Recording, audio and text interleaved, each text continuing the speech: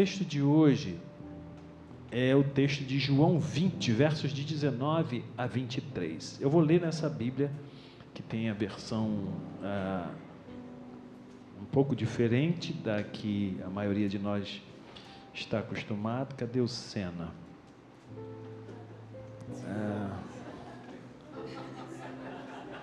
Obrigado, irmão. Obrigado, irmão.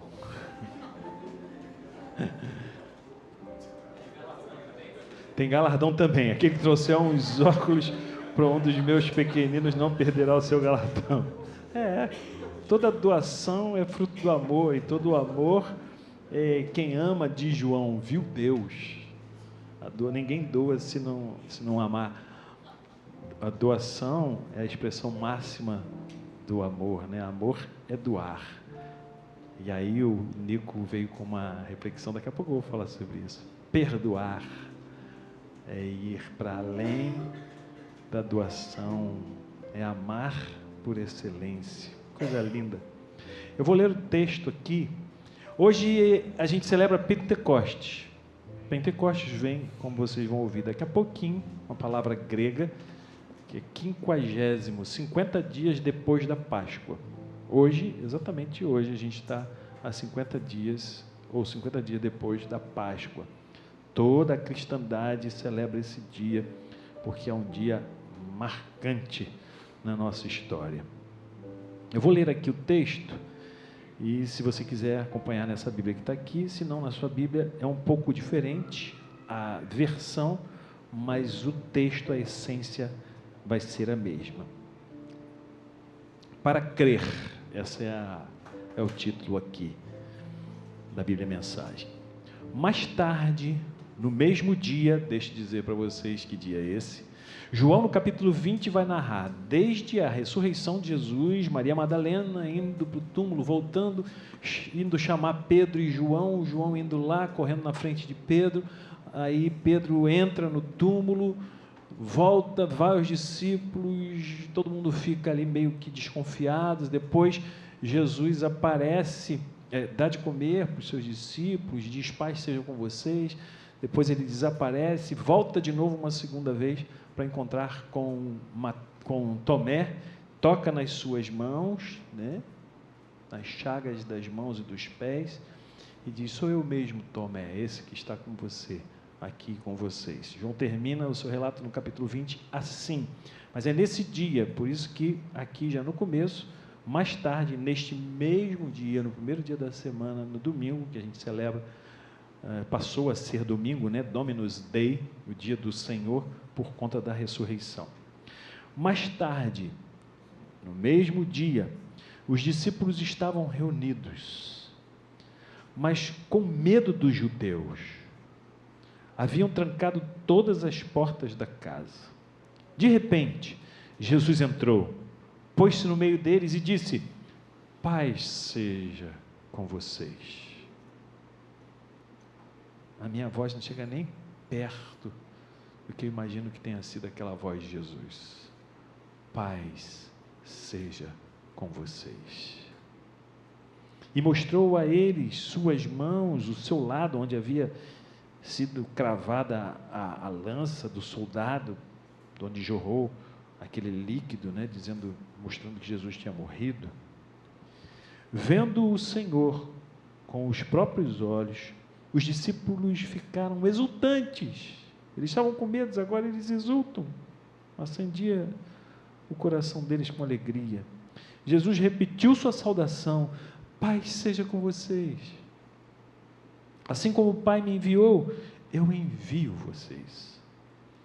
Ele respirou fundo e soprou sobre eles. Recebam o Espírito Santo. Se vocês perdoarem os pecados de alguém, esses pecados serão perdoados para sempre. Se vocês não perdoarem os pecados, não serão perdoados. Eu trouxe aqui a Ruth e a Elaine para trazerem um pouco da história do Pentecostes e falar um pouquinho como um chão desse texto e daquilo que a gente vai refletir. Bom dia, igreja. Pastor, você podia tirar a sua Bíblia, por favor? Obrigada. Eu hoje descobri que Deus escolhe a roupa da gente. Eu escolhi um vestido azul. Falei, eu vou com essa roupa azul. Aí, quando eu fui pegar a roupa azul, a saia vermelha veio na minha mão. Então tá. Aí, quando eu estou aqui, o pastor dá um papel para eu ler sobre Pentecostes. Pentecostes é dia de botar roupa vermelha. Então, descobri que Deus escolhe a roupa da gente. Obrigada a Deus que eu estou bonitinha. Você não está de vermelho, tudo bem.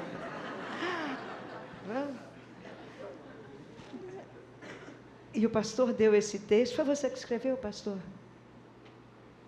Então, queridos irmãos e irmãs, hoje celebramos o calendário cristão, no calendário cristão, a festa de Pentecostes, uma das datas mais antigas e importantes da fé cristã. A palavra Pentecostes vem do grego Pentecost, que significa 50º, porque acontece 50 dias após a Páscoa. Eu gostei desse texto porque ele fala da origem no Antigo Testamento e depois do significado no Novo Testamento. Olha a origem no Antigo Testamento. No Antigo Testamento era uma festa agrícola judaica chamada Festa das Semanas, ou Shavuot. Até hoje tem essa festa, eles chamam Shavuot. Era um tempo, e ainda é na cultura judaica, um tempo para agradecer a Deus pela colheita e renovar a aliança. Com o tempo, passou também a ser associada à celebração da entrega da lei do Sinai, quando Deus deu a Moisés os mandamentos, formando o povo de Israel. Então, até hoje, quando chega a semana de Shavuot, eles falam sobre o passado, sobre o que eles construíram e sobre a lei que constituiu eles como povo. É muito lindo isso. Só que no Novo Testamento tem um significado muito mais profundo. É o dia em que Jesus sopra o Espírito Santo sobre os discípulos reunidos em Atos 2. Pastor, por que é vermelho o sinal? Não sei também. Então, tem uma pesquisa aí para vocês. O pastor sabia, ele vai estudar e vai dizer para nós. Bom, eu sei que é importante, porque Deus me fez botar uma saia vermelha, então isso é importante. Assim como o Sinai formou... essa frase está bonita. Assim como o Sinai, lá na origem, formou o povo de Israel, Pentecostes forma o quê? Fala a igreja. A igreja. Vamos falar essa frase junta? Assim como o Sinai formou o povo de Israel, agora grita bem alto, Pentecostes forma a igreja. Por quê? Uma comunidade chamada a viver no Espírito, no amor, no serviço, no testemunho. Nesse dia que se comemora, o Espírito é dado não apenas... porque Jesus sopra o Espírito, não apenas para dons, milagres, mas para que sejamos novas criaturas, capazes de viver a paz, essa paz que ele falou, paz seja convosco, e o perdão que nos foi dado e ensinado pelo Cristo ressuscitado. Perdoar quem a gente ama é fácil, porque a gente está doido para reconciliar. Mas perdoar quem botou a gente na cruz, essa é a proposta.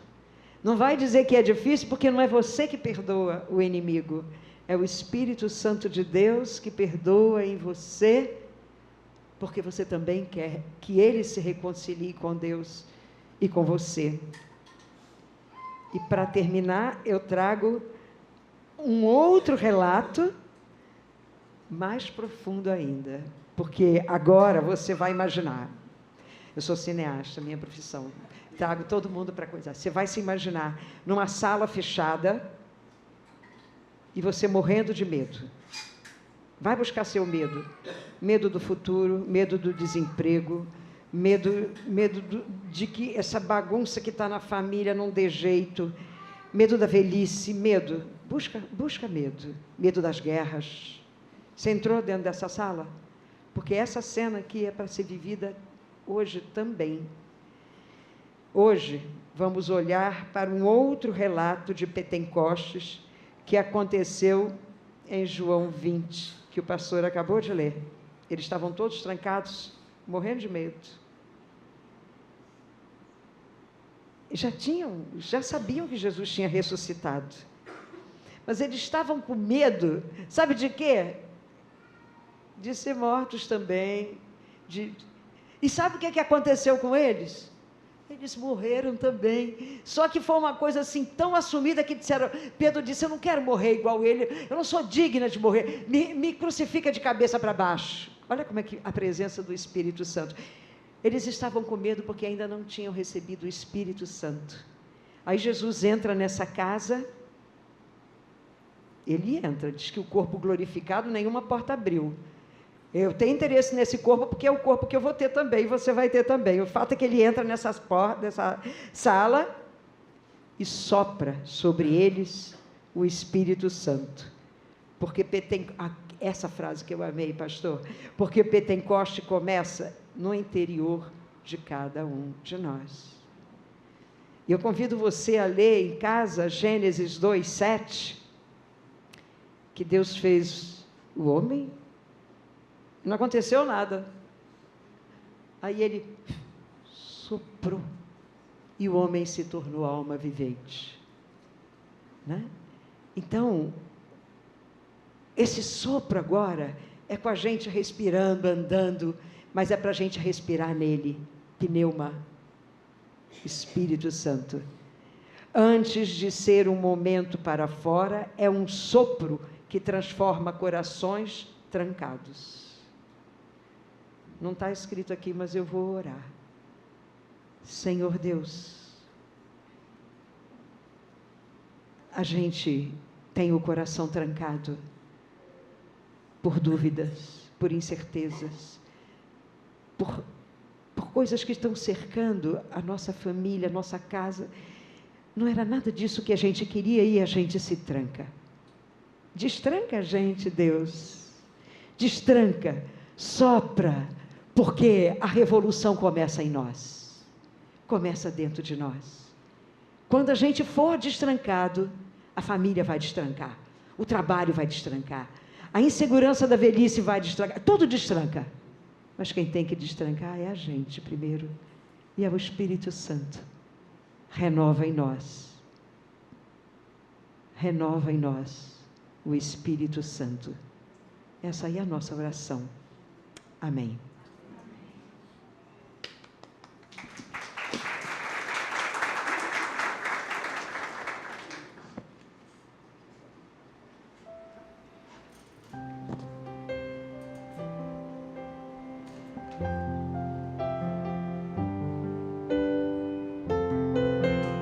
Essa pintura é uma pintura,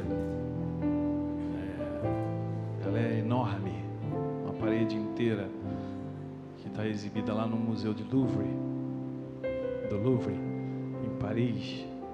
Eu esqueci o nome do autor, mas é uma projeção desse momento do Pentecostes. E ali numa versão católica, porque Maria está no centro, e um dos motivos também da Igreja Católica celebrar esse dia é dizer que o Espírito desceu e iluminou Maria em especial.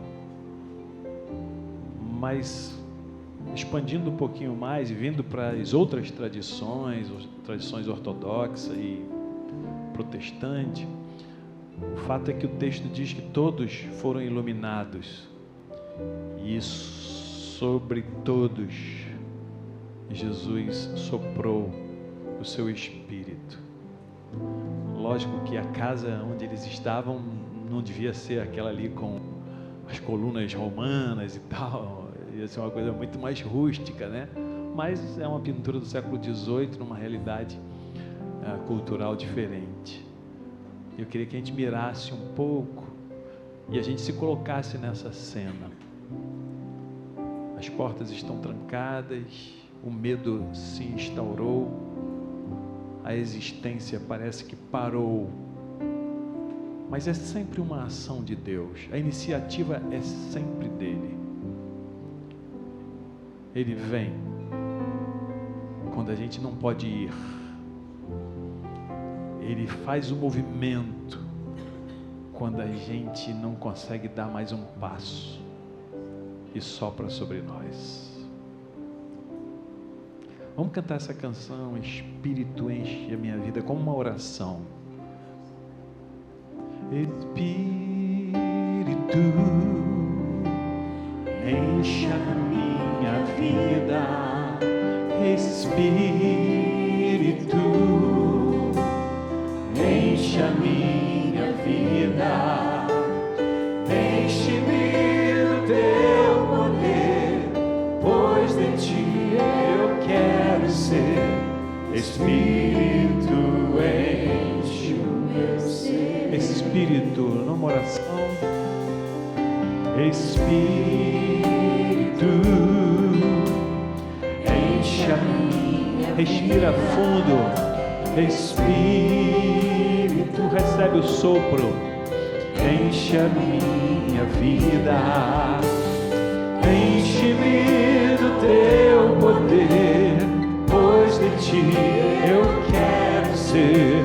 Espírito, enche o meu ser. As minhas mãos eu quero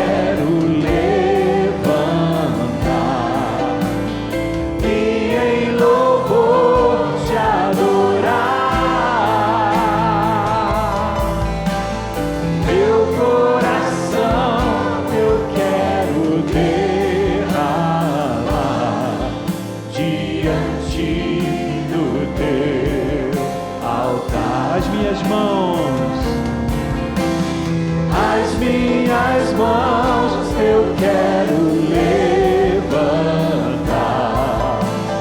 e em louvor te adorar. Meu coração eu quero derramar diante do teu altar, diante do teu altar, diante do teu altar, diante do teu altar.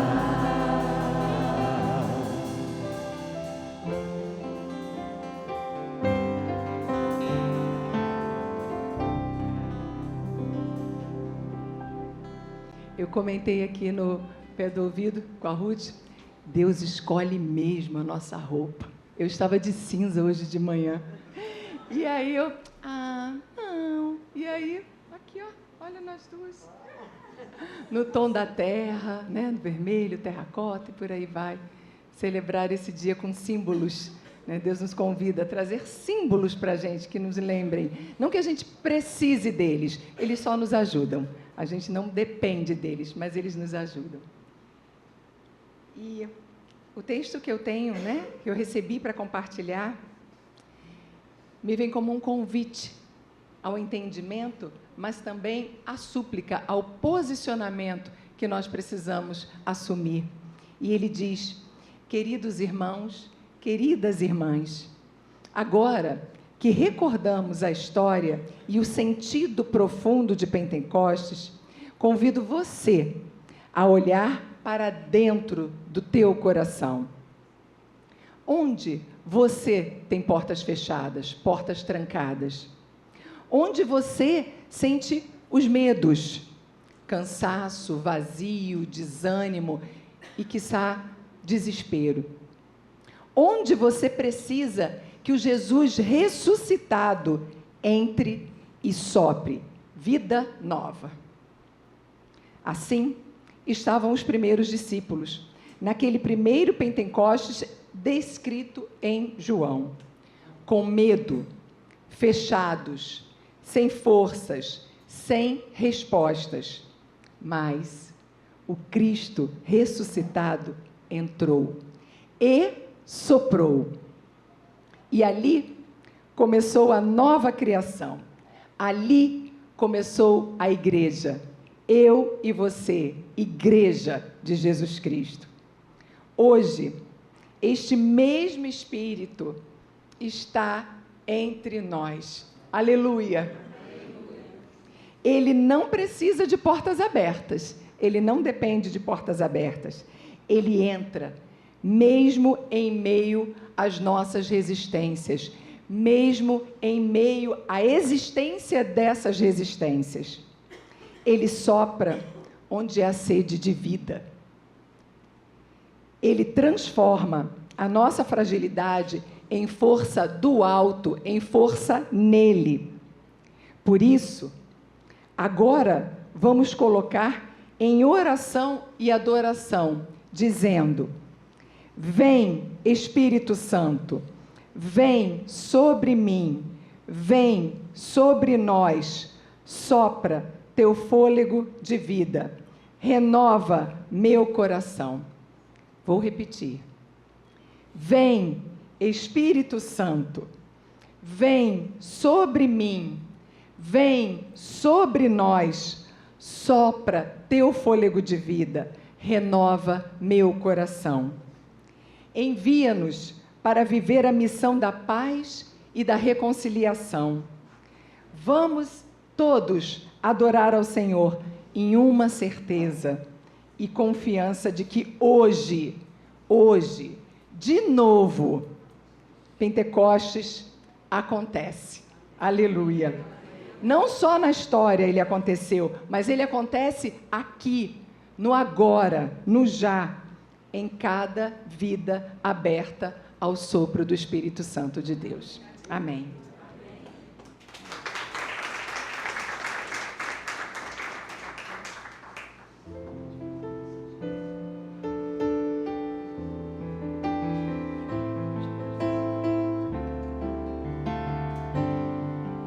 Espírito, encha minha vida. Espírito, encha minha vida. Enche-me do teu poder, pois de ti eu quero ser. Espírito, enche o meu ser. As minhas mãos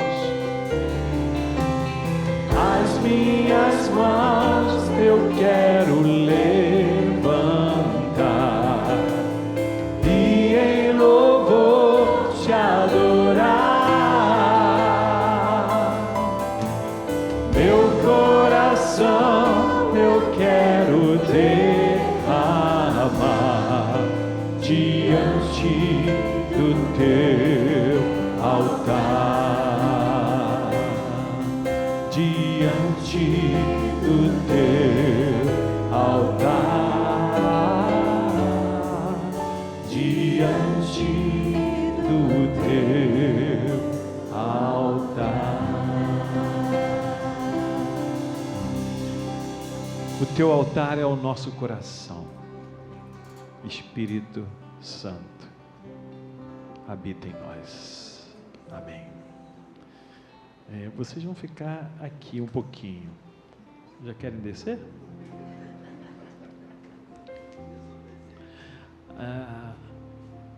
Eu não esperava.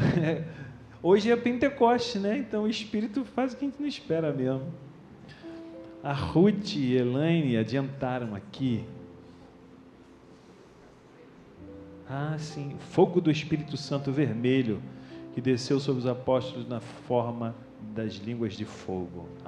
Obrigado, Sandra. Significado vermelho.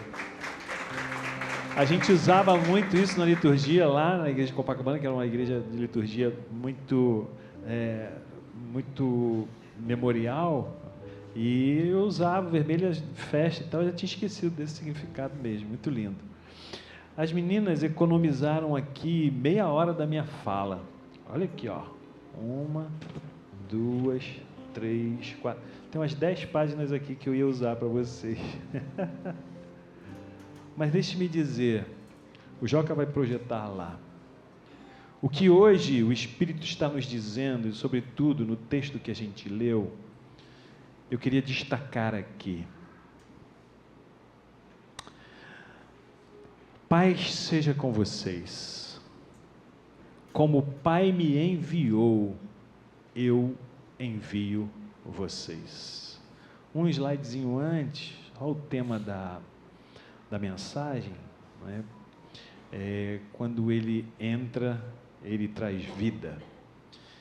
E o primeiro tópico, pode colocar, os três estão juntos, né?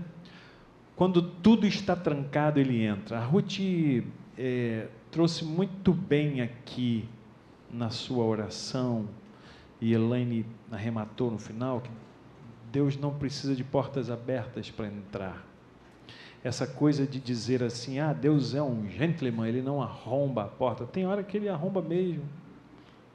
Tem hora que a gente tranca tanto que é preciso que ele meta o pé e diz assim, eu vim te buscar. Você está perdida, você está perdido. E quando ele busca, se houve uma resistência inicial, a gente diz assim, que bom que o papaizinho veio aqui. Que bom que ele me resgatou, que bom que ele me tirou desse lugar que eu nem sabia que era uma prisão.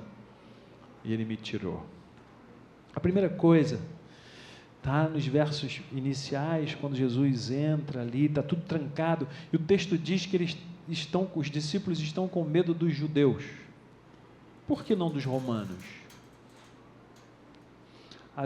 Historicamente, já havia se iniciado, esse texto aqui é composto lá para os anos 90 e 100, a igreja já vinha caminhando na história, e eles viveram uma perseguição dos judeus que saíram do templo, porque o templo de Jerusalém foi destruído no ano 70, e os judeus começaram então a se reunir em sinagogas, e nas sinagogas os judeus começaram a implicar com os seguidores de Jesus, e expulsavam eles, e perseguiam.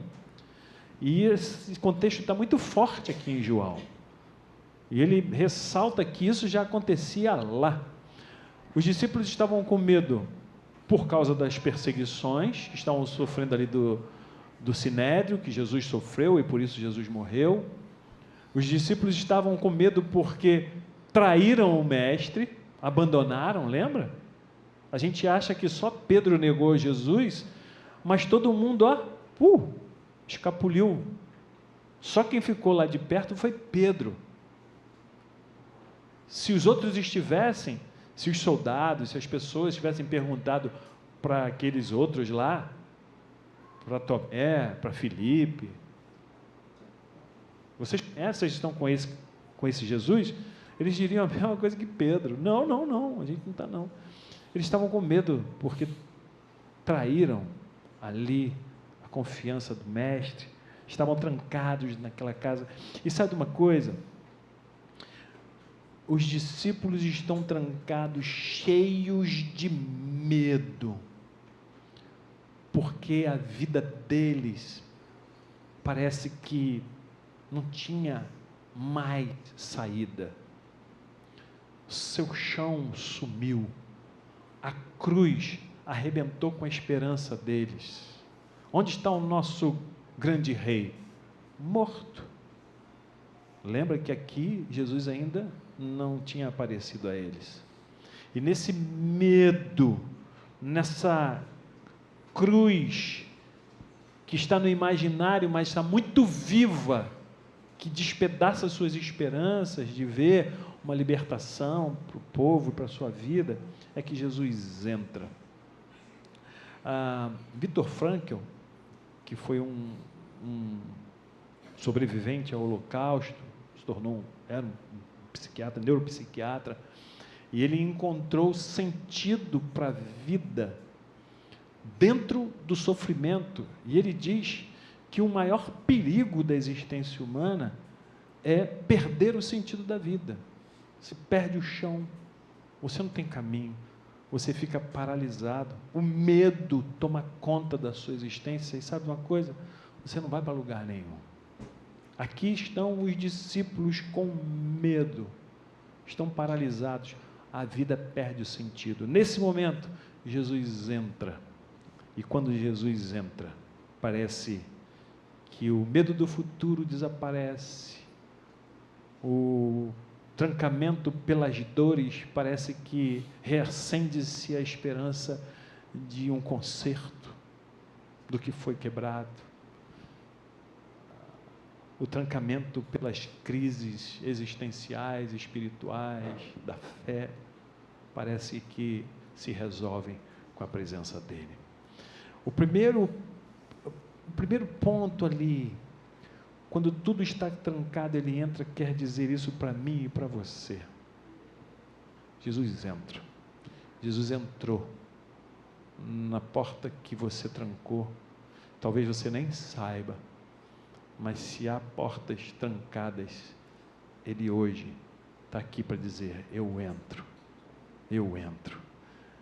E faço reacender a sua esperança, porque nem tudo é motivo para medo. Eu estou aqui. Depois, quando Jesus entra e diz o quê? Paz seja com vocês. Ele sopra. O texto diz que Jesus enche os pulmões e faz um sopro.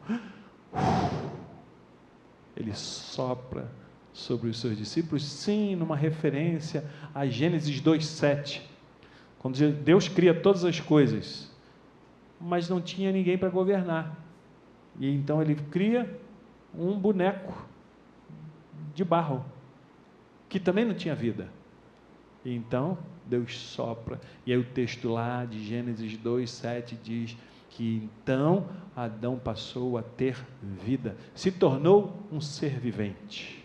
E aqui, no significado que a cristandade traz, e que o Novo Testamento ressalta, é que Jesus sopra sobre os seus discípulos a vida.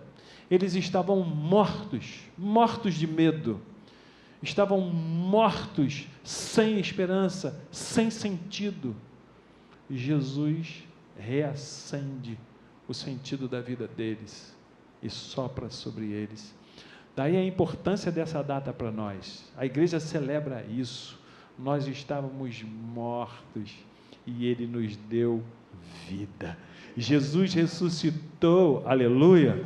E aqui nesse sopro, Ele traz a sua ressurreição para o coração dos seus discípulos. Vocês não precisam ficar mortos. Vocês não precisam morrer. Nunca mais. Eu sopro sobre vocês a minha vida. E aí, eu queria me deter mais um pouco aqui nesse terceiro ponto. Quando Ele nos envia, é para reconciliar. Tudo Ele faz por isso. Jesus sopra sobre os seus discípulos o Espírito, mas não é só para dizer assim, eu ressuscitei e cheguei. Para quê? O segredo está aqui, nesse texto, nesse trecho do texto de João. Eu, assim como eu fui enviado pelo meu Pai, eu também envio vocês. Assim como o Pai me enviou, eu envio vocês. Sabe de uma coisa? Ao longo da nossa história, da história da cristandade, da igreja, muito se falou sobre a missão da igreja. Mas ao longo da história, essa missão foi tomando conotações diferentes daquela que Jesus deu aos seus discípulos ali, desde os primeiros anos, com essa pressão dos judeus, a pressão da sociedade.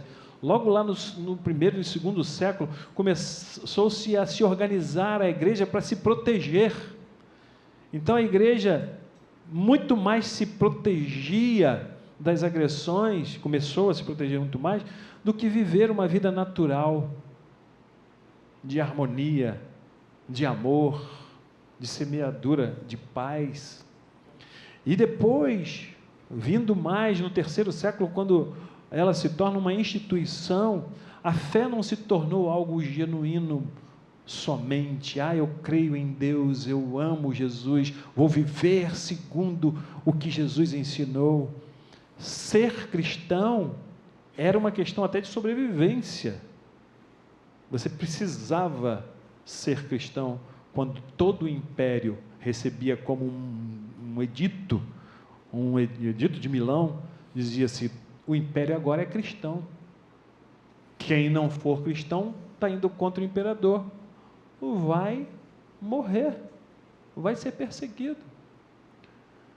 O cristianismo parece que ia perdendo o seu sentido, e a missão passou a se confundir com a política e a igreja.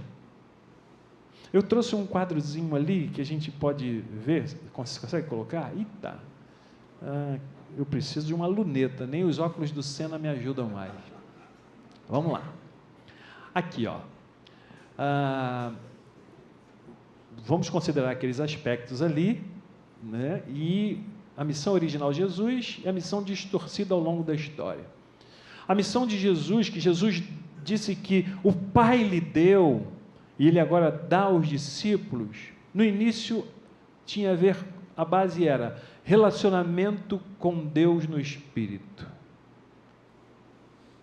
Eu e o Pai somos um.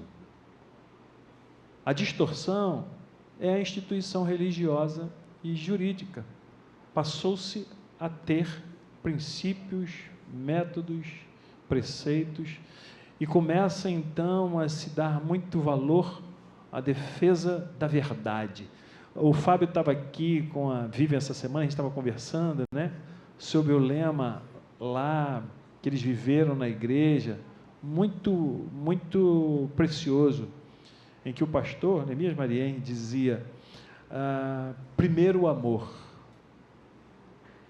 antes da verdade e da justiça, porque onde tem amor, tem verdade, tem justiça. Onde não tem amor, não tem verdade, não tem justiça. Mas ali, a distorção começa assim: primeiro a verdade, é o que eu digo, é o que eu escrevi, é o que eu determino, é porque é assim, é lei e acabou. E essa é a justiça.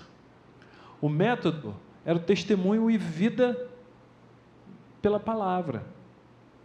A distorção, o convencimento forçado ou por estratégia. A conversão forçada, porque o imperador mandou, ou estratégia, porque eu queria ficar bem na fita, politicamente, e ali, na minha vida de cidadão. A motivação do chamado da missão de Jesus tinha a ver com amor, com serviço, com reconciliação. Ele vai dizer aqui no texto, depois de soprar sobre os seus discípulos, assim: vão, perdoem os pecados, porque se vocês não perdoarem, esses pecados vão ficar retidos. É quase que dizer assim: depende de vocês, exerçam o perdão, o meu perdão está aí. Se vocês se esquecerem de perdoar, a graça não vai acontecer, o perdão vai se estancar. Não é isso que eu quero para vocês. A minha vida para vocês, e a vida abundante, é a vida de reconciliação com Deus e de uns com os outros. O alvo, a formação de comunidades do reino, uma questão muito mais orgânica da casa. Lembram-se onde as pessoas se reuniam nos primeiros séculos? Dentro de casas. Perseveravam unânimes na oração, no partir do pão e no ensino apostólico.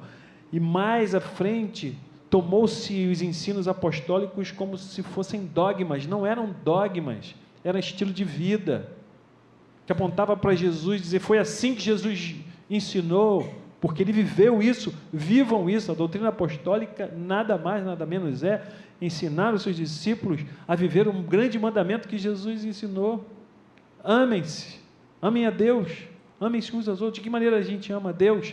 Conhecendo o seu amor. Veja como Ele te ama. E como a gente se ama? A gente pode escolher também amar. Se para Jesus o alvo era a formação de comunidades orgânicas e refletiam o reino. Na distorção, ao longo da história, o fortalecimento das estruturas eclesiásticas sempre foi o que falou muito mais alto. Primeira instituição. Eu já cheguei a ouvir isso algumas vezes. A gente passa, a instituição fica. Gente, que coisa triste. Que coisa triste. Jesus disse que a gente não passa, a gente não morre nunca. A instituição não pode ser maior do que a missão. Não é maior. O instrumento da missão sempre foi o Espírito Santo, como dom livre. O vento sopra, o Espírito sopra, como quer, quando quer, da maneira que Ele quiser, Ele vai fazer. E como é que foi? O instrumento na distorção. Controle social e político. Começam a surgir o clero, as ordenanças de autoridade, as hierarquias da igreja, e o poder começa ali a se solidificar. O foco da missão de Jesus é a paz, o perdão, a comunhão. Gente, olha o texto, olha os textos. A gente tem dito isso aqui há séculos, que o símbolo do cristianismo é muito mais do que uma cruz. A última coisa que Jesus faz, o último ato público de Jesus com seus discípulos, antes da crucificação e depois, é se sentar à mesa e comer com eles. Jesus entra na casa fechada e diz o quê? Paz seja com vocês. Eu quero trazer paz ao coração da sua casa. Eu quero trazer paz para vocês. E aonde há paz, a gente consegue se relacionar com leveza. É mais fácil a gente se ver, mais fácil a gente se ouvir. Portanto, é mais fácil da gente exercer o amor. E aí vem o perdoar. Se amar é doar, perdoar é a expressão máxima desse amor. Perdão. Se vocês perdoarem, todos estarão perdoados. Se vocês não perdoarem, vocês vão colocar esse peso sobre o coração de quem vocês não perdoaram. E esse peso vai estar no coração de vocês. A nossa comunhão em paz e amor e perdão é a coisa mais importante. Na distorção, não há o apego à paz, o perdão e a comunhão como paradigmas, mas uma uniformidade doutrinária, institucional, verdade, dogma, é isso. Se você ouve e crê nisso, você é nosso. Se você pensa diferente, você não é nosso. A autoridade na missão de Jesus está no relacional e na servidão. Quem quer ser o primeiro, seja o último. Quem quer ser Senhor, que seja o que sirva. Olha só. E na instituição? A autoridade é hierárquica. A autoridade é quem tem o poder para mandar. E manda quem pode, obedece quem tem juízo. É coerção. A conversão era uma coisa livre, era uma livre resposta ao chamado de Deus. Sabe essa coisa que a gente não sabe explicar, mas arde o nosso coração? Na distorção, era uma adesão forçada ou incentivada por benefícios sociais. E o resultado esperado. Na missão original de Jesus, o que Ele espera quando Ele doa, quando Ele sopra a vida e o Espírito sobre os seus discípulos, não é outra coisa senão uma vida virtuosa e harmoniosa entre os irmãos. Eu gosto da definição do Richard Foster, no seu livro Rios de Água Viva, que ele diz que santidade, eu sempre repito isso, é uma vida virtuosa que funciona bem. Funciona bem, traduz-se por harmonia, virtude, harmonia. Era isso que Jesus queria quando disse: o Pai me mandou para que vocês vivam uma vida abundante, cheia de virtude, cheia de harmonia. Na distorção, o crescimento da instituição e poder temporal era a coisa mais esperada. Performance, inchaço, multidão, controle sobre a multidão, maior capacidade, massa de manobra, massa crítica para fazer acontecer as minhas decisões e aquilo que eu penso. Jesus sopra sobre os seus discípulos não uma missão distorcida que a gente conheceu ao longo da nossa história, mas sopra sobre os seus discípulos e sobre nós uma missão original que nos convida a viver simples e puramente uma vida cujo paradigma é Jesus, que nos convida a uma vida orgânica com os irmãos, de paz, de amor, de graça, de perdão, uma vida onde a gente possa viver uma comunhão entre os irmãos. Sabe o que significa na prática?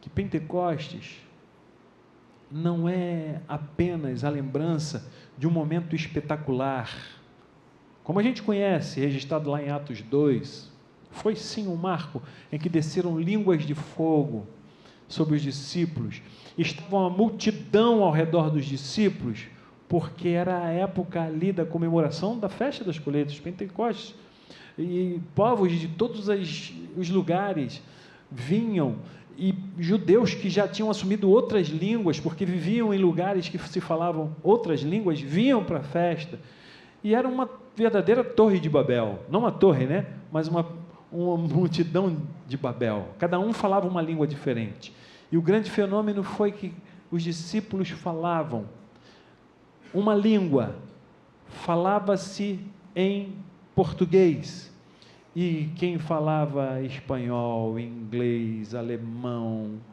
o que fosse, iria ouvir na sua própria língua. O fenômeno era que o Espírito traduzia para o coração aquilo que Deus queria trazer para o coração de cada um. E essa era a estratégia do Espírito, comunicar ao coração de todos a missão que Jesus veio nos trazer. Jesus quer para os seus discípulos daquele tempo e para nós, que a gente reconheça que na nossa caminhada Ele nos dotou com o seu Espírito para que a gente pudesse viver verdadeiramente esse chamado como discípulos, capazes de amar, capazes de viver a paz nas nossas relações, capazes de perdoar, capaz de viver para o outro. O Dietrich, é assim, cadê a Beth e o Pepo? Corrigi meu alemão. Dietrich Bonhoeffer, sei lá.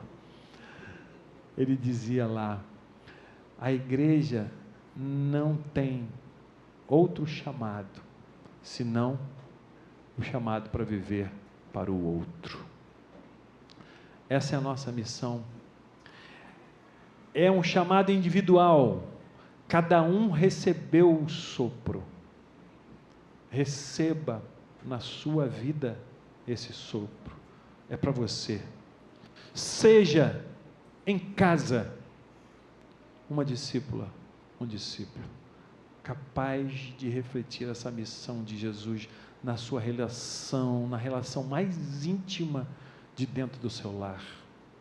Seja isso para sua esposa, seja esse para o seu amor, para o seu amado, para o seu marido, seja para o seu companheiro, para o seu filho, para a sua filha, para o seu pai, seja para o seu amigo.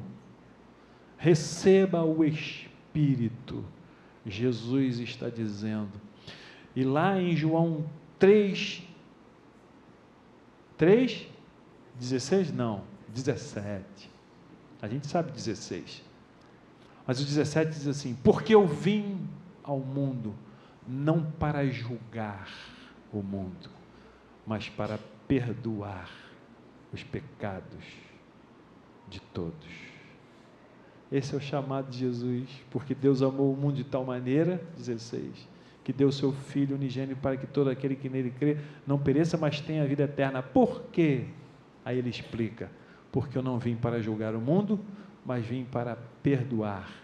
Essa é a missão, para me dar em amor, para que todos possam aprender de mim e viver isso nas suas relações. Que seja assim dentro da sua casa, que seja assim no seu trabalho, que seja assim na sua rua ou fora da sua rua, no seu condomínio. Agora a gente não vive mais em casas de rua, muitos não, né? Vivemos em condomínios. Que seja assim, que você seja aquele que recebe o Espírito, o sopro do Espírito que Jesus soprou sobre a sua vida. E essa é a sua missão.